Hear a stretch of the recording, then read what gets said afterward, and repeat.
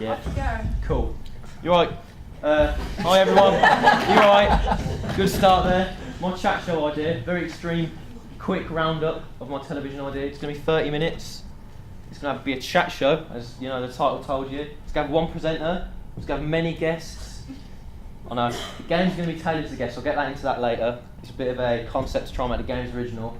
I'm going to have conversation, we'll get guests on to be celebrities. They're inverted commas because they're not, they're just people, but they're going to be talking about their FMP projects, their television projects. Get them on, ask them how they think it's going to go, or if they've done it already, we can show clips of it.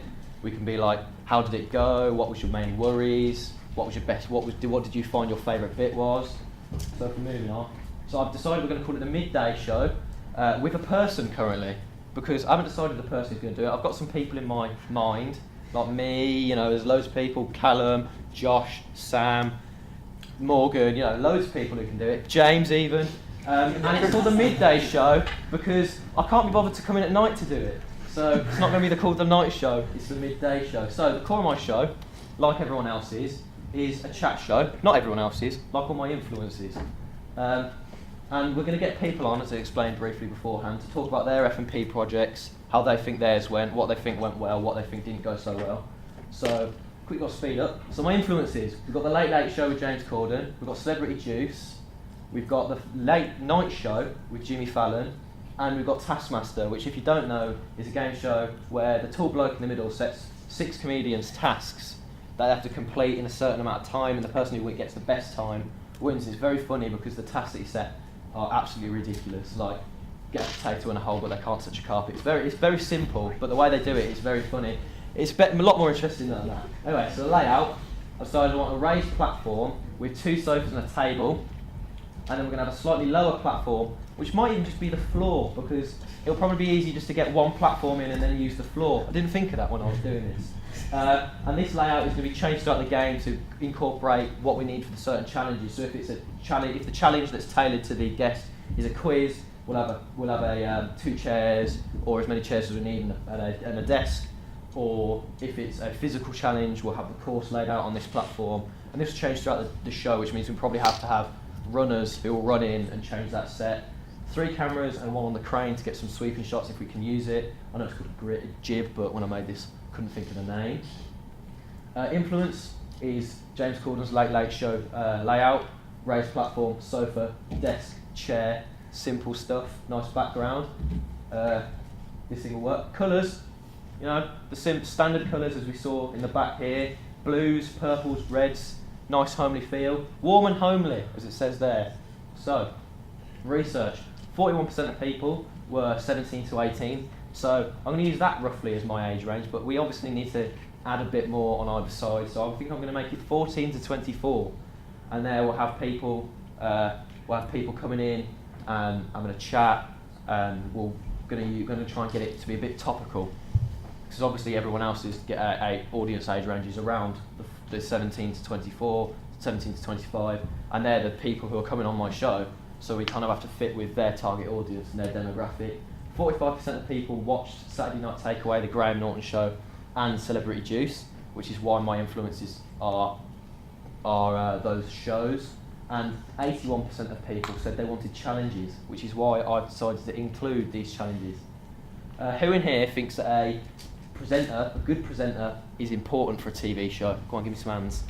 Exactly. That's what other people said as well.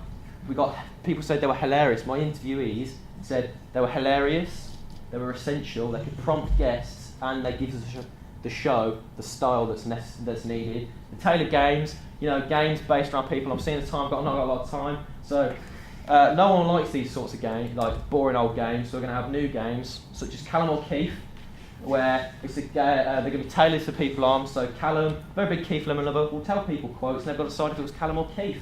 There he is, big man himself. Shall we just have a look at that quickly again? There he is, big man himself. Radio. So, 30 minutes, 1 presenter, 2 guests, chart music, games, advertisements for other groups, because we needed that bit of having advertisements in, you know. Influences, BBC Radio 1, Scott Mills. People said he was hilarious, he had good music, he played chart music, he was upbeat and he was feel good. That's Dan Morrissey. Don't know if he does it anymore, very HD as well, he is, in the corner. And he had a good mix, he was funny, he was light-hearted, and he appealed to the target audience. Why chart music? 45% of people said they like pop, and 45% of people said they watched BBC Radio 1, and they're both chart music, and it states for itself. Their chart music is normally the top 40 songs.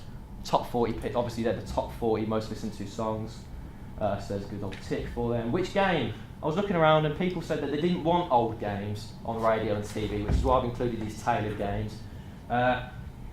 So Speech Jammer Challenge was where you read out a sentence, but you play them so they play their own voice back to them slightly late, and it makes it very hard for them to talk, which is why little monkey emoji. Any questions? End it with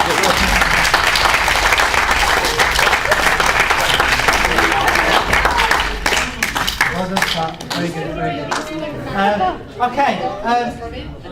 Everyone calm yourselves. The question that I have, I love the concept of getting people in before or after their FMP and talking about the shows that they're planning or have done. But then you've got the games in there and I don't see the link. I didn't have time to do that, but the game's idea was, let's say they've done a 50s style show like Phoebe or something, we'll be like, all right, now let's go play a game, because it'll be a bit boring just sitting down and chatting for 30 minutes straight, so we'll just chuck in a game in there, like, for example, if Phoebe was doing hers, we might do a 50s style game show where you've got to see who can get dressed into a 50s style clothing the quickest and then get out of it, and then the person who does that, and then we'll just get back straight into the action, the chat and having a conversation, just to break up a bit so it's not as boring. So the game shows are going to be linked to their shows? Their shows. Okay. Or, like, as I said with Callum's one, it was the thing that first thing, well, it wasn't first thing, I spent a lot of time thinking about these games, and Callum or Keith seemed like a great idea because we know he loves Keith Lemon. And we could be like, a link would be, we know you like Keith Lemon, so let's play the game, Callum or Keith, and we'll go into that game. Okay, Cindy? Have you thought any further about the ads? Because if you just had the 3 ads for other people's shows, that wouldn't be a big variety. It'd be quite a big variety. We've got music shows in here, we've got sports shows, we've got children's shows. There's a massive variety of things, and it's probably a lot easier to make advertisements about something that they're already making than for me to go out and make fake products or something to go and make advertisements about.